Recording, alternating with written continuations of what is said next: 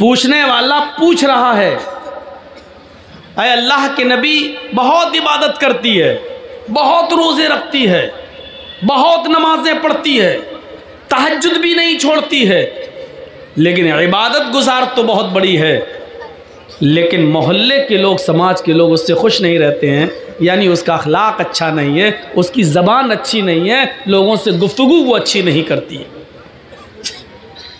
अल्लाह के नबी से पूछना चाहा कि इस औरत की इबादत का क्या है, तो अल्लाह के नबी ने क्या कहा, हिया फिन्नार, वो दोज़ख में जाएगी, जहन्नम में जाएगी। कहा अल्लाह के रसूल एक और औरत रहती है हमारे बगल में, वो नमाज तो कम पढ़ती है, सिर्फ फ़र्ज़ पढ़ लेती है, नवाफिल का अहतमाम ज़्यादा नहीं करती है, सिर्फ फ़र्ज़ रोज़े रमज़ान के रख लेती है और बकिया नफली रोज़े नहीं रखती है। वो बहुत इबादत गुजार नहीं है, जितनी इबादत करना है फ़र्ज़ है उतना ही बस वो करती है, मज़ीद उसको इबादत की तौफीक नहीं मिलती, तहज्जुद नहीं पढ़ती वो, लेकिन उसके पड़ोसी उससे खुश हैं, उसका गांव, समाज, मोहल्ला, बिरादरी उससे बहुत खुश है, वो लोगों के साथ मिलती बहुत अच्छी तरीके से है, उसकी ज़बान से किसी को तकलीफ़ नहीं होती है, उसके अखलाक, करैक्टर, स्वभाव बहुत अच्छा है। अल्लाह के नबी ने क्या फरमाया, हिया फिल जन्ना, वो जन्नत के अंदर जाएगी। यहाँ से मैं अपनी तकरीर की शुरुआत कर रहा हूँ। तमाम यूट्यूबर मौजूद हैं, रिकॉर्ड हो रही है, और आज की ये तकरीर मेरे अपने भी channel Jarjis Ansari official channel पर भी लाइव चल रही है। जो लोग सुन रहे हैं सुन सकते हैं, देख सकते हैं। तो मैं यहाँ से अपनी तकरीर की शुरुआत करता हूँ। जो लोग अपने जहन में ये बनाकर आए हैं कि मौलाना साहब वेदों के मंत्र पढ़ेंगे, गीता और रामायण के श्लोक सुनाएंगे, वो इस जलसे से जा सकते हैं। अगर वो सुनने आए हैं तो उनको खुली इजाज़त है कि वो जाएं। हमें अपनी आखिरत देखना है, पहले हमें अपना मुआशरा देखना है, अपना समाज देखना है। रहा वेदों के मंत्र, तो माफ़ कीजिएगा वो एक ज़िमनी चीज़ है, वो दूसरी चीज़ है। हमारे सामने गैर मुस्लिम बैठे नहीं हैं। जब कहीं हिंदू लोग जलसा कराते हैं या सर्वधर्म सम्मेलन होता है तो वहाँ वो चीज़ें बोली जाती हैं जहाँ ये बताना मकसद होता है कि इस्लाम ये कहता है और हिंदू धर्म ये कहता है। लेकिन मेरे सामने जो मुखातब हैं, मेरे सामने जो मौजूद लोग हैं, वो माफ़ कीजिएगा मुसलमान हैं, और मुसलमानों के सामने वेदों के मंत्र पढ़ना मैं इसको ज़्यादा मुनासिब नहीं समझता। ज़रूरत पड़ी तो देख लिया जाएगा, लेकिन ये जहन बनाकर अगर आप आए हैं तो अपने जहन से निकाल दीजिए। अब आप समझेंगे मेरी तकरीर। बेटा कहाँ जा रहे हो? सामने से उठा बैठी मत कीजिएगा, पेशाब लगे तो यहीं कर लीजिएगा, लेकिन उठा बैठी मत कीजिएगा। सबसे ज़्यादा डिस्टर्ब हमको यहाँ से होता है, इधर उधर से भागें कोई दिक्कत नहीं। पहले हम अपने ताल्लुकात और अपने मामलात देखें। अच्छा, ये तो कन्फर्म है कि हम और आप इस दुनिया में भेजे गए हैं तो अल्लाह की इबादत के लिए भेजे गए हैं, और ये भी कन्फर्म है कि हमारे बाप आदम को जिस जन्नत से निकाला गया था और माँ हव्वा को, हमें और आपको उसी जन्नत को दोबारा पाने के लिए यहाँ भेजा गया है कि उस मकाम को दोबारा हासिल कीजिए जिस मकाम से हमने तुम्हारे बाप आदम और तुम्हारी माँ हव्वा को निकाला था। तो ये कन्फर्म है कि हम और आप इस दुनिया में उस खोए हुए मकाम को दोबारा पाने के लिए और उसकी तैयारी करने के लिए इस दुनिया में आए। और हम ये नमाज़ पढ़ रहे हैं, रोज़े रख रहे हैं, इबादत कर रहे हैं, लेकिन हमारे आपसी ताल्लुकात आपस में अच्छे नहीं हैं तो हमारी इबादतें कबूल नहीं। अल्लामा हेस्मी मजमा-उज़ ज़वाइद के अंदर एक रिवायत नकल करते हैं, कहते हैं कि क़यामत का दिन होगा, मैदान मैशर सजी हुई होगी, लोगों का हिसाब किताब हो रहा होगा, नामे आमाल लोगों को उनके हाथ में दे दिए जाएंगे, नेक लोगों को उनके राइट हैंड में, सीधे हाथ में, और बदकारों को बुरे का अमल करने वालों को उनके लेफ्ट हैंड में यानी उनके उल्टे हाथ में नामे आमाल दे दिए जाएंगे।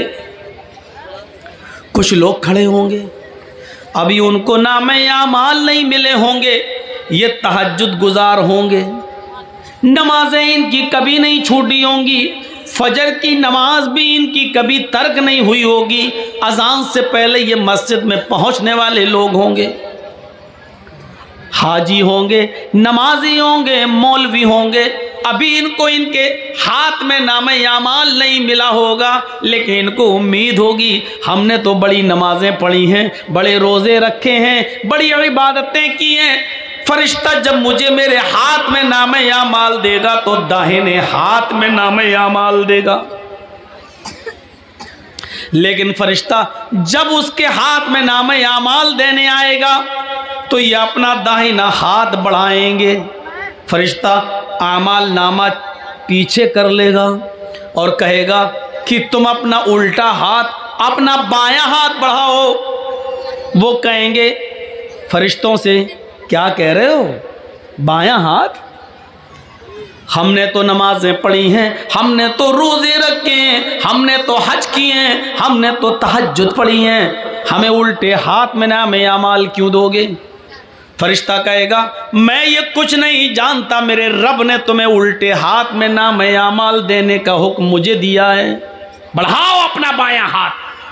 ये नमाजी, ये रोज़दार, ये तहज्जुद गुजार, ये हाफिज, ये मौलवी, ये हाजी मजबूर होकर अपना बायां हाथ बढ़ाएगा और उसको उसके उल्टे हाथ में नामे आमाल दे दिया जाएगा।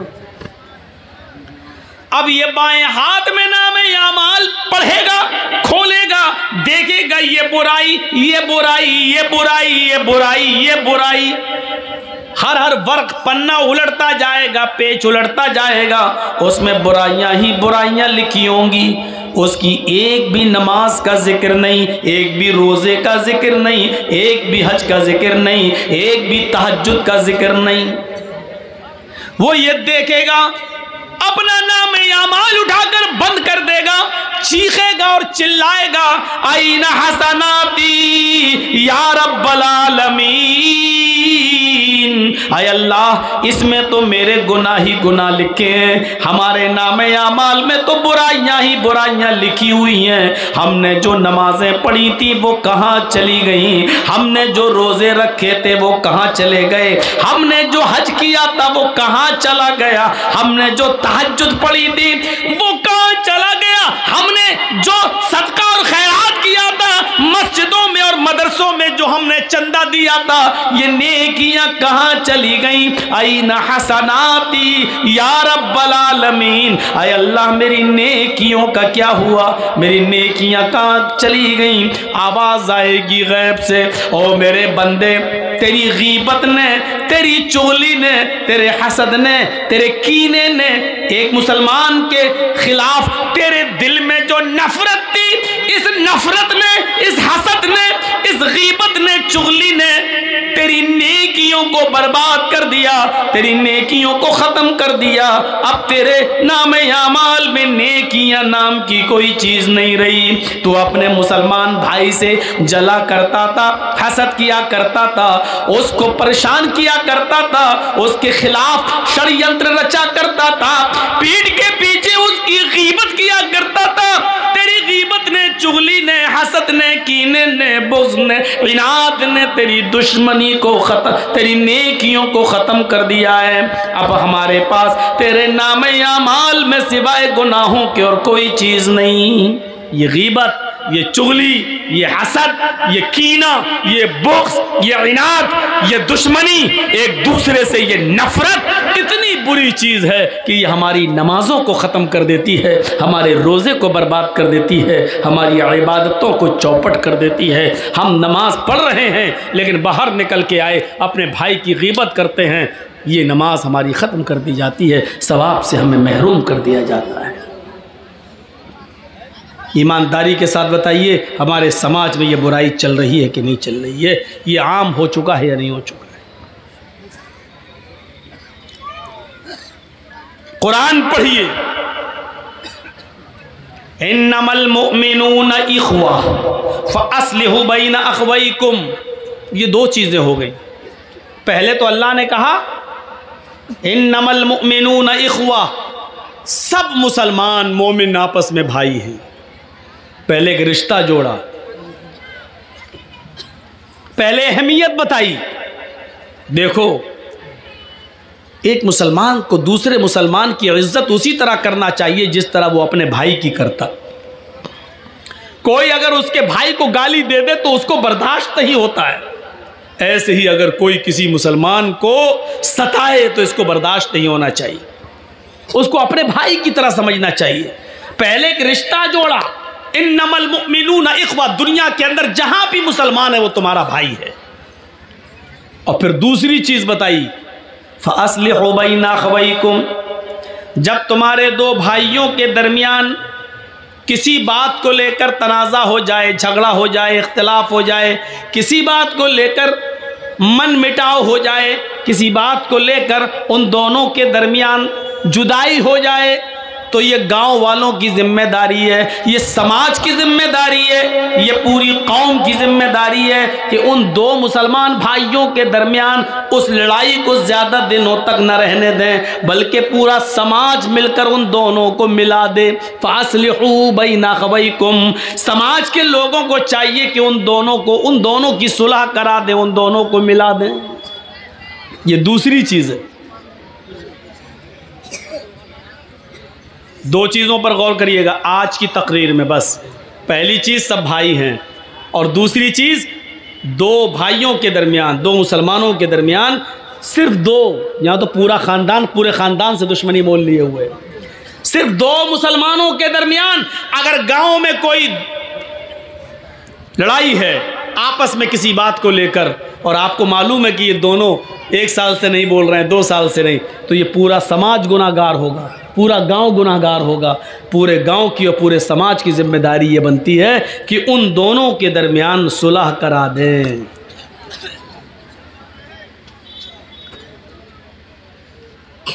सुलह कराने के लिए एक हुक्म और दिया है। झूठ कितनी बुरी चीज़ है।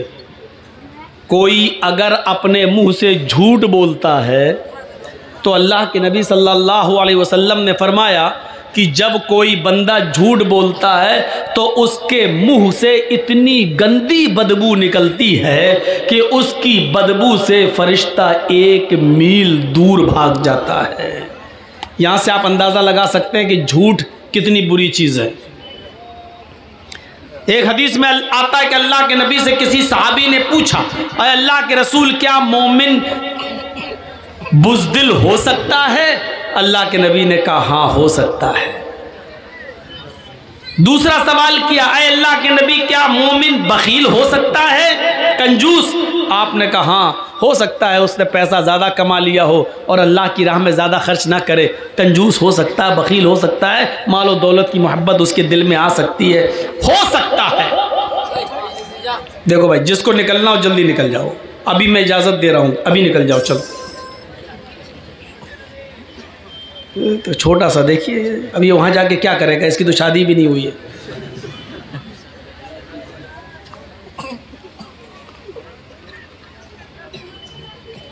देखो भूल गया ना मैं, यही डिस्टर्ब होता है मुझे।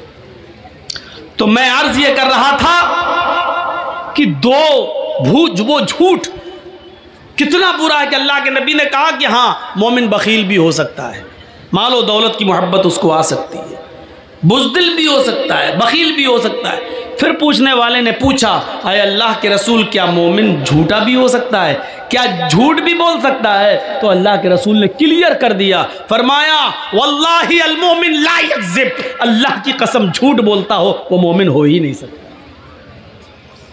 मोमिन और झूठ, मुसलमान और झूठ, ये दो अलग अलग चीजें हैं। मुसलमान और झूठ नहीं, मुसलमान में बुज़दिली आ सकती है, मैदान जंग में लड़ रहा है, काफिरों से लड़ रहा है, देखा ये बहुत ज़्यादा भारी पड़ रहे हैं, नहीं हमें मार डालेंगे, पीठ फेरी, चुपचाप से भाग गए मैदान छोड़कर। हालांकि ये भी गुनाह है, नहीं भागना है मैदान जंग में से, चाहे मौत ही आ जाए, लेकिन पीठ दिखा के नहीं भागना, ये भी गुनाह है। लेकिन अल्लाह के रसूल ने कहा इसकी वजह से आपको ईमान से निकाला नहीं जाएगा, गुनाह है लेकिन मोमिन रहोगे। उसका गुनाह तुम्हें पड़ेगा। मालो दौलत की मोहब्बत है, साहब आपने 1000 कमाया, दे दो ना 100 रुपये आज मदरसे को, नहीं नहीं साहब 50 ले दो, नहीं नहीं नहीं, बखीली आ सकती है। मालो दौलत की मोहब्बत आपको घर कर सकती है, लेकिन इसकी वजह से आपको ईमान से खारिज नहीं किया जा सकता है। आप मोमिन रहेंगे। लेकिन फिर पूछा क्या मोमिन झूठा भी हो सकता है? तो अल्लाह के रसूल चौंक गए और यक बैक बोले, बैक वक्त नहीं, मोमिन के अंदर झूठ की सिफत पैदा नहीं हो सकती, जो झूठ बोले वो मोमिन नहीं। लेकिन यहां अल्लाह के नबी क्या कह रहे हैं? अगर 2 मुसलमान आपस में लड़ जाएं और उन दोनों में 3 दिन से ज्यादा नफरत भर जाए, 3 दिन से ज्यादा वो गुफ्तगू नहीं कर रहे हो, तो समाज मोहल्ले के लोगों को चाहिए कि उनमें सुलह कराई जाए। अगर सुलह कराने में मेहनत कर रहे हैं और सुलह नहीं हो रही है, ये लोग आपस में एक नहीं हो रहे हैं, 1000 कोशिशें करने के बावजूद भी 2 मुसलमान भाई आपस में एक नहीं हो रहे हैं, लेकिन आपको मालूम है कि झूठ अगर बोला जाए तो ये एक हो जाएंगे। अल्लाह के नबी यहाँ झूठ बोलने की इजाजत दे रहे हैं। क्या कह रहे हैं? लैसल कद्दाब अल्लज़ी युस्लिहु बैनन नास। उन 2 मुसलमानों के दरमियान अगर सुलह कराने के लिए, उनको एक करने के लिए अगर तुम्हें झूठ का सहारा लेना पड़े तो बोल दो, तुम झूठ बोलकर उनको एक कर दो, तुम्हें गुनाहगार नहीं लिखा जाएगा, तुम्हें ईमान से खारिज करार नहीं दिया जाएगा। यानी 2 मुसलमानों को एक करने के लिए झूठ बोलने की इजाजत दे दी गई। इसी तरीके से अगर किसी की बीवी नाराज हो और मन न रही हो तो शौहर अपनी बीवी को मनाने के लिए भी झूठ बोल सकता है, लेकिन इतना बड़ा झूठ मत बोलना कि पकड़ जाए। हाँ इतनी मोहब्बत करता हूँ, तुम कहो तो चांद तोड़ के लाएं। अबे 1 मील तो ऊपर जा नहीं सकता, तो 2,40,000 मील की ऊंचाई पे जाके चांद तोड़ के लाएगा? तो इतना बड़ा भी झूठ मत बोलना कि बीवी को यकीन ही ना आए। हल्का फुल्का झूठ जिससे वो मान जाए, शौहर बोल सकता है, इजाज़त है, इसके अलावा और कहीं नहीं।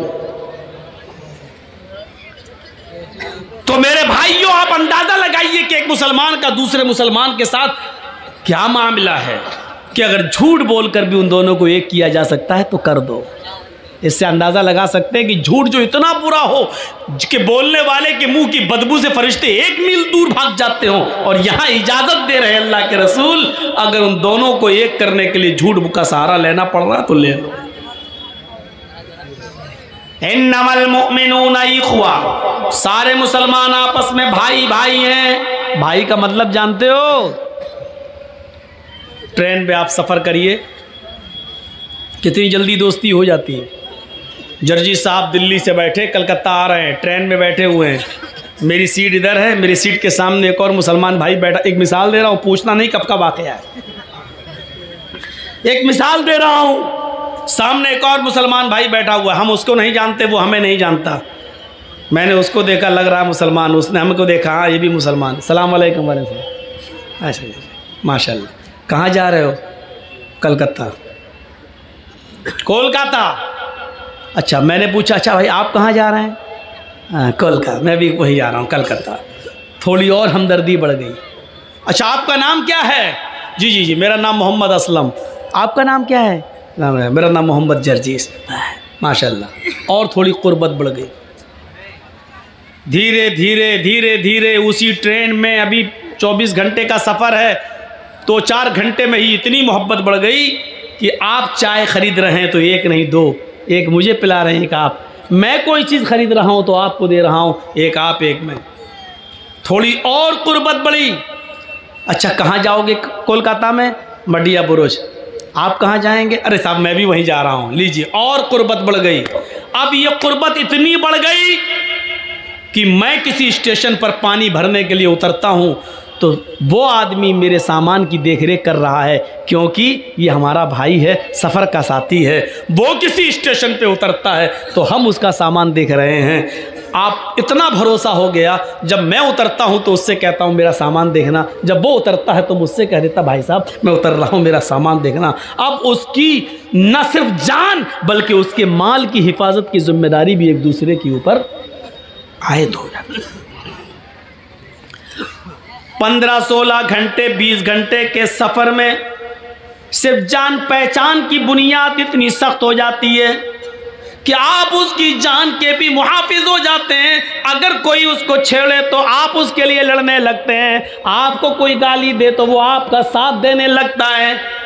जब आप स्टेशन पे उतरते हैं तो आपके सामान की हिफाजत मैं करता हूं, मैं उतरता हूं तो आप मेरे सामान की हिफाजत करते हैं। 15, 16, 20 घंटे के सफर में जब तुम दोनों एक दूसरे की जान और एक दूसरे के माल के मुहाफिज बन गए, अल्लाह के नबी कहते हैं ये दुनिया भी एक सफर है, हम सब इस दुनिया में एक मुसाफिर की हैसियत से आए हुए हैं, इस दुनिया में हम सब सफर कर रहे हैं। ओ लोगों, चंद घंटों की मुलाकात में जब तुम एक दूसरे की जान के और माल के मुहाफिज रक्षक हो गए हो तो जिंदगी के सफर में भी एक इंसान का, एक मुसलमान का की जान और एक मुसलमान का माल दूसरे मुसलमान के ऊपर हराम है। अल्लाह के रसूल ने हज्जतुल विदा के मौके पर जो खुतबा दिया था, उस खुतबे में आपने यही जुमले कहे थे, इन्ना दिमाअकुम व अमवालकुम हरामुन अलैकुम का हुर्मत यौमिकुम हाजा फी बलदिकुम हाजा फी शहरिकुम हाजा। ये अल्लाह के नबी ने फरमाया, ओ लोगो, तुम्हारे खून और तुम्हारा माल एक दूसरे के ऊपर हराम है, तुम एक दूसरे को कत्ल न करो, एक दूसरे का माल नाजायज तरीके से न खाओ। ये अल्लाह के रसूल ने अपने आखिरी खुतबे के अंदर इन जुमलों को कहा था। कुरान भी हमें हुक्म दे रहा है, या अय्युहल्लज़ीना आमनू ला ताकुलू अम्वालकुम बैनकुम बिल बातिल। ऐ ईमानो वालो, ऐ मुसलमानों, तुम आपस में एक दूसरे का माल नाजायज तरीके से मत खाओ।